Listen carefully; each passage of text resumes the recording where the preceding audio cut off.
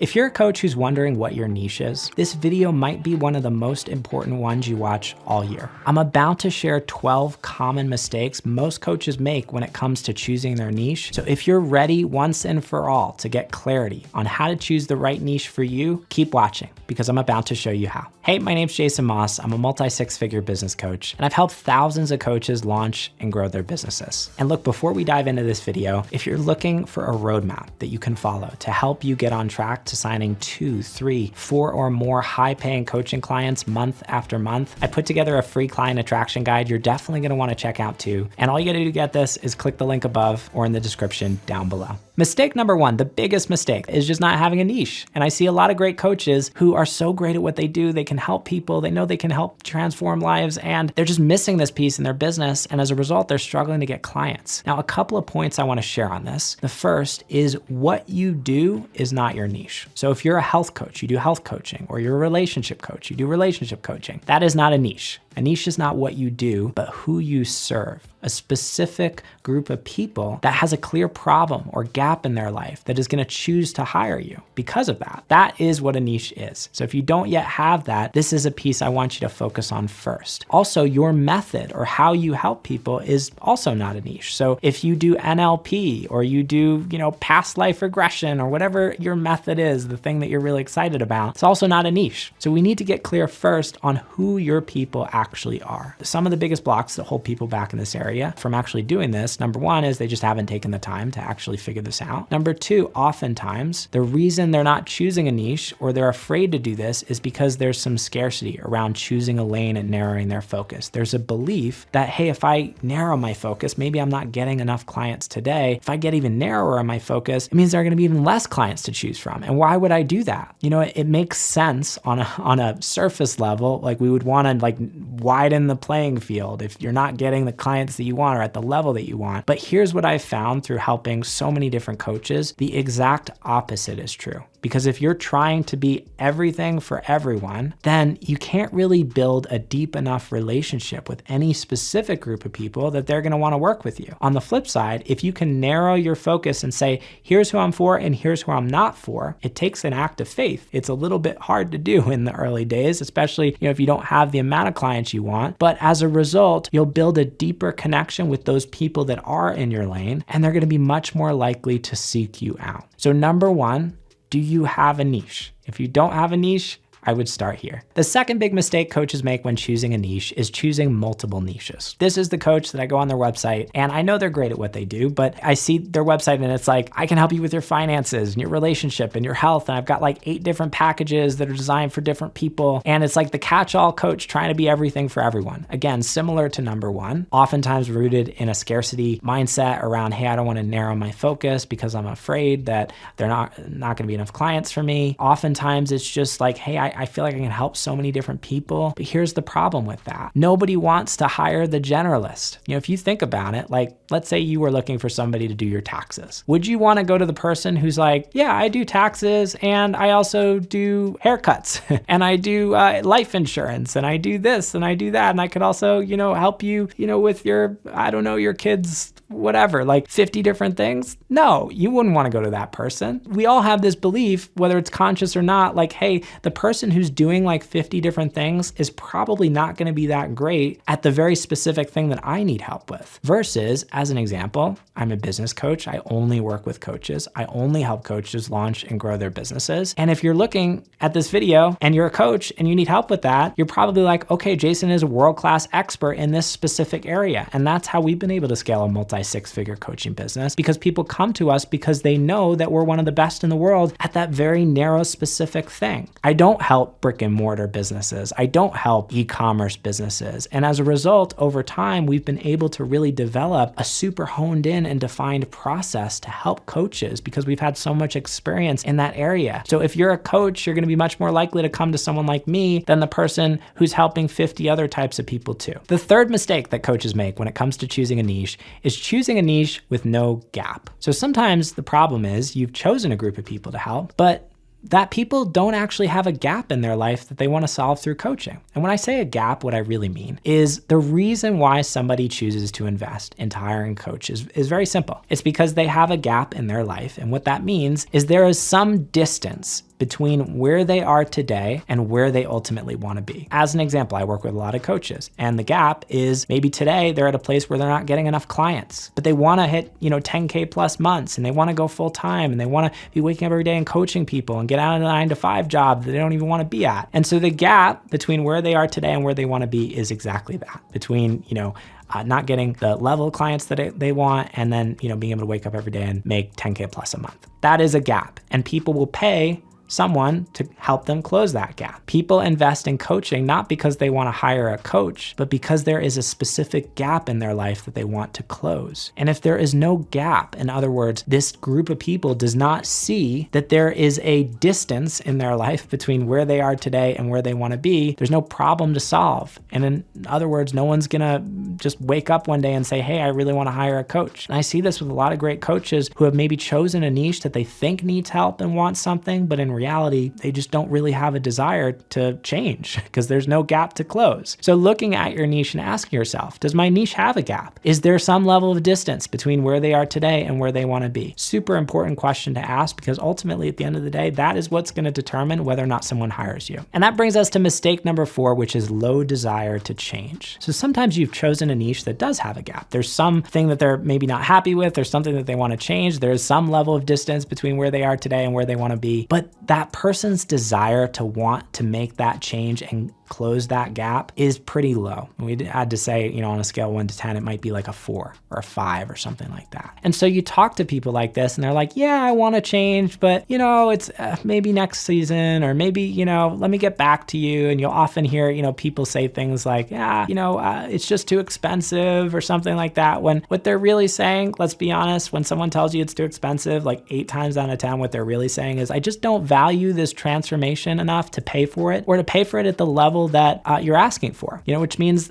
I just don't really feel that compelled to want to close this gap. The clients you want to work with are the clients that have a high desire to close that gap in their life. And why do they have that desire at a high level? Typically, it's because that gap is causing them a lot of pain in their life. So for example, going back to my example of working with coaches, I talk to a lot of coaches who, are like, Jason, I'm waking up every day feeling so frustrated because I'm showing up and posting on social media and I'm getting nothing but crickets. And I'm stuck at this 9-to-5 and I'm showing up every day feeling like I'm controlled by somebody else and in some box, and I have no freedom, and I'm ready to change. Like, I am done with that life. I feel like I'm not living up to my potential. I know I'm here for so much more. And that desire is driven by the pain of their current circumstances. Typically, you'll find that the more pain someone's actually in, the higher the desire is to change. And that brings us to mistake number 5, which is low ability to pay. So sometimes you've chosen a niche that has a high desire to change. There is a clear gap, but you just keep getting on calls with people who can't afford you. And it's not like I can't afford you that's like, I just don't really care that much about it. It's like, no, I really want to make this change. I want help so badly, but I just have $300 in my bank account. I can't make this work. So as a coach who's choosing a niche, something you do want to pay attention to is the ability to pay that your clients actually have. You want to choose a niche that's going to have enough disposable income to be able to afford you. And this might seem like an obvious point, but oftentimes coaches miss this. For example, I work with career coaches who sometimes they will choose the niche of like the person who just got fired from their job and is looking to find a new job. And, in some cases that person might have the money, but oftentimes if someone's just lost their job, they're in a place of scarcity. They're typically not in that place where I'm like, I'm going to shell out $5,000 for a coaching program in that stage of their journey. So you can look at, does the niche that I've chosen have that ability to pay, and making sure that you've defined or refined the niche that you've chosen so that you're specifically calling out those people who do have the ability to pay. Now, I also just want to call out the elephant in the room here, because as a business coach, I feel some level of social responsibility. And I recognize that in doing this is going to disadvantage certain groups of people who may really need help, but don't have the ability to pay. Lower income groups, people who are oftentimes in a place of higher need. That's a difficult thing to address. And I don't have a clear answer to that question. It's really more of a systemic issue, but I can tell you as a business, one of the first things I recommend to people before you focus on, how to give back and how to make sure we can support people who maybe don't have the ability to afford you at the level that, you want, and all of those things, is get your own bases covered and make sure you're in a place of abundance first, which means typically we got to focus first on clients who do have the ability to pay before we can build out, the scholarships and the other ways that you can help people who maybe aren't at that place. And that brings us to mistake number 6, which is low passion. The thing that will fuel your business is how excited you are about showing up every day and serving the specific niche that you've chosen. And people often overlook this because it's easy to choose a niche that looks good, that checks the boxes on the surface, but maybe you don't feel that sense of aliveness and excitement about. And what I've found from experience, it's very difficult to show up over an extended period of time and serve a group of people that you're not genuinely excited to be around. If you close your eyes and imagine like, hey, if I was surrounded by these people, if I was showing up every day and working with these people, does that make me feel excited? Like, do I feel like I want to get out of bed in the morning? If the answer is no, then you should choose a different niche, even if that niche checks all the boxes on paper. The biggest thing that I've learned, and I've been coaching, since 2016, been running online businesses for almost 20 years now. This is not like an overnight thing. Success takes time, and the consistency of just being able to show up day after day after day in your business is probably one of the biggest keys to success. You can screw a lot up, and you just keep showing up over time, and ultimately, you're going to be successful. You're going to figure things out. But the thing that stops people from doing that is typically they're just not that excited about serving the group of people that they have chosen to serve. So they, show up for a little bit and then they kind of peter out. So I don't want that to be you. And the key to that consistency, again, is making sure that you've chosen that group of people that you're genuinely excited about. Because if you can feel that way, like I feel with coaches, I love hanging out with coaches, helping coaches. It's just like, it's the best niche I've ever had. I'm just so much more excited to show up and create content and help and serve people. So making sure that you've chosen that niche that will feel like that for you. Now, at the same time, this can also be something that kind of paralyzes people. And I want to remind you that, when you choose your niche, you're not getting married to it. Mistake number 7 when it comes to choosing your niche is choosing a niche that is impossible to reach. Very important that you can actually reach the people that you want to serve. Otherwise, you're going to have a lot of trouble when it comes to marketing, right? So sometimes we've chosen a niche that, maybe does really need help, but they're just impossible to find and connect with. As an example, if you're choosing a niche, maybe like people who are going through a spiritual awakening, but don't yet know they're going through a spiritual awakening. Like right now, they're at the very beginning stages of that journey. Where are you going to find those people? Like they're not in Facebook groups. They're probably not even searching on YouTube for content because they're at that place where they don't even know what's going on to them. So not a great niche. Or, I've worked with coaches in the past who have worked with HSPs or highly sensitive people. And oftentimes when we look at targeting those people, there's like so many different symptoms that might come up for someone who's an HSP that it's like impossible to message around these things because you're talking about like 12 different things. And some of the people who have some of those symptoms aren't HSPs and don't know they're HSPs. Most people don't actually, if they are an HSP, they don't even know it. So these are types of niches that if you reflect on and think, okay, well, how would I actually connect with these people? It's going to be pretty difficult. It's probably not a great niche for you. So making sure that whatever niche you choose, there is a way of connecting with them and reaching them. That is a big key to success. And that brings us to mistake number 8, which is choosing a niche that is extremely difficult to help. Sometimes you got a niche who really does need help, but the gap is like a mountain. And helping somebody close that gap is just going to be a nightmare. And these are niches that, it can feel tempting to want to help them and serve them because they really do need help. But oftentimes, when you look at what it would actually take to make that transformation and help that person and the success rate and what the experience is going to be like for you, it's just too much. It's not going to be work that you're going to want to do, and you're probably going to feel discouraged, and people are going to be discouraged too because they're not going to get great results. So you can look at your niche and ask yourself this question, like, is this an impossible problem to solve? You want to be solving problems that are hard enough that someone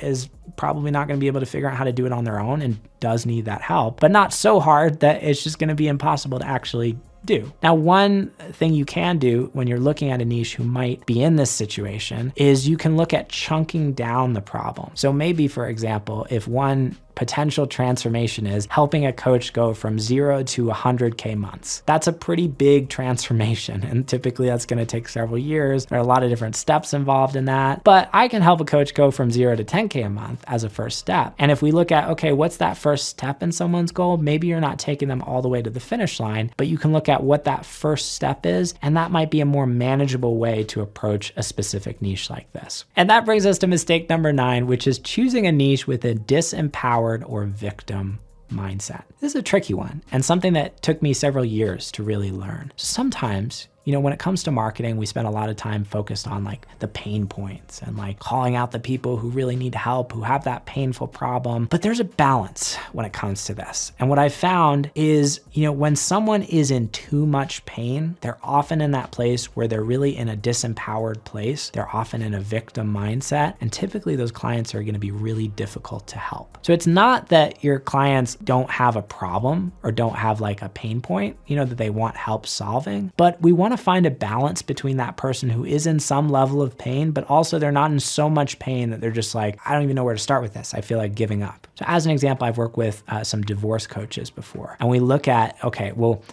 when is someone in that place where they're going to want coaching? Well, it's probably not going to be like the day after they decide to break up with their partner. There's like a period of probably like 3 to 6 months where someone is just like processing that initial shock of whatever was going on with them. And then they're in that place where they want to do the deeper work and they want to start to heal and they want to start to get out there and start dating. But that person, that first few months after, initially getting divorced, they're in a high degree of pain, but they're probably not going to be in a great place for coaching. And that brings us to mistake number 10, which, considering I'm recording a whole video about how to help you choose a niche, which is overthinking it. Probably one of the biggest things that I see coaches get stuck in when it comes to choosing their niche is this like analysis paralysis. It feels like a really big decision, and it is an important decision. I don't want to discount it. And at the same time, what I've found is the path to clarity when it comes to choosing a niche is not about overthinking. It's not about spending months filling out worksheets and meditating on your life purpose and trying to figure out like, does this thing that I'm thinking about doing align with that, my soul and all that? What it's about is going out there, picking a direction, maybe feeling like 70, 80% sure, but not being 100%, and just showing up and starting to create content and connect with people and get on some calls and sell things to people and see what resonates and see what doesn't. And over time, you do that for a couple months and you'll get the clarity you need to know, is there a need? Are there people out there who want to pay me for this? Do I even like this? Do I enjoy this work? Do I enjoy working with these people? And you can always change directions if that's not the case. It's very normal as a part of growing your coaching business to pivot your niche. And typically with most coaches who have been in the game for long enough, you're gonna see multiple pivots because you're gonna change, you're gonna evolve. Like as you grow, your niche is gonna evolve with you because you're a different person, today than you were a year ago or 2 years ago. When we first started coaching, I spent a lot of time working with coaches who were in the super early stages of their business. And we're in this transition even right now, kind of working with more established clients and starting to work with coaches who are a little bit further along in their journey. So this is normal. It happens. And that brings us to mistake number 11, which is hanging on to a niche that is no longer in alignment. This is a big one, particularly for coaches who have been coaching for a while. Sometimes you start out with a certain niche and maybe you have some success and you've built a business around a certain niche and you've started showing up a certain way, and then things change over time and you start to feel less and less excited about serving those people and helping create that transformation, and more called to another level of client or working with people, for example, who might be a little bit further along on their journey. And this is a tricky place to be. It's something I've been through, several times, and it's hard because it's hard to give up what's working. And when you've been doing something a certain way, it's very difficult to transition into something new. You want to hang on to the old, even when the old's not feeling aligned anymore. And so this is a very tricky place to be. If you're in this place, you're not alone. It happens all the time to coaches all over the world. And what I want to tell you is, and this might sound obvious, it's a good idea to lean into whatever the new thing is. And this is going to feel scary. It's going to feel edgy. It's going to feel like a leap of faith. But what will happen as you start leaning into the new thing, and I've experienced this in our business, is you'll start to feel that sense of excitement and energy and enthusiasm again. And that will communicate through your marketing and your sales calls and how you show up. And people are going to be much more likely to want to work with you. If you are resenting a niche, or if you're feeling like a sense of, I just don't feel excited about these people anymore, and you're forcing yourself to to show up again and again and again, your subconscious is going to start to associate more and more pain with growing your business. So it becomes very difficult to actually move through that journey, and you end up usually falling into some kind of self-sabotage. Your subconscious mind will actually stop you from showing up and growing your business because it associates more pain with that growth, which obviously is not what you want. So don't be afraid to take that leap and make that pivot if that's what you're feeling called to. And finally, this brings us to mistake number 12, which is fear to own who you really want to serve. Sometimes you really want to work with a specific group of people, but there are some mindset blocks that are holding you back from really owning that niche. Maybe it's a feeling of, I'm not qualified enough to serve those people. Or maybe it's they're making more money than me, and I feel like I can't serve people who are making more money than me. If I'm making less money than them, why are they going to want to work with me? A lot of these mindset blocks and beliefs that we have that actually hold us back from owning a niche that might really be in alignment. So if you are feeling this, number one, you're not alone. Number two, I want you to look at these beliefs and thoughts on a deeper level and ask yourself, is it true that if, someone is making more money than me, they're not going to want to work with me? Well, not necessarily. Why does somebody want to work with me? It's not necessarily because I'm making more money than them. It's because I can help them. And so if I can help that person, even if I'm not making as much money than them, I could absolutely be in a place to serve that person, right? So we can start doing this work. And I'm a big fan of just questioning some of the beliefs that are underlying the assumptions that you might be making in terms of whether or not a niche is right for you. And sometimes you find, hey, I really do need to do some more work here to be able to develop my skills to really own this niche. Sometimes it might just be some thoughts that are holding you back. So once we can work through those thoughts and question them and the assumptions that are underneath them, sometimes that stuff kind of falls away and you can feel like you can show up in a place of integrity and really own the niche that you really want to serve. So fear of owning a niche that you really want to serve is super normal. And I think the best tool that you have to work with in these specific situations is just asking some questions to start to challenge whatever those underlying assumptions and beliefs actually are. Okay, so this was a big video. And hopefully at this point, you've got some clarity on some of the biggest mistakes that coaches make when it comes to choosing their niche, and more importantly, how to avoid those mistakes so you can choose the right niche for you. Now, as I mentioned earlier, this is one big key to success, but if you're looking for a roadmap that you can follow to help you start signing more coaching clients more consistently, I put together a free client attraction guide that walks through so much more of my best advice to help you do exactly this. And it's completely free. All you got to do to get it is click the link above or in the description down below. And if you enjoyed this video, you're definitely going to love that one too. So click the link on the screen to go check that out, and I'll see you in the next video.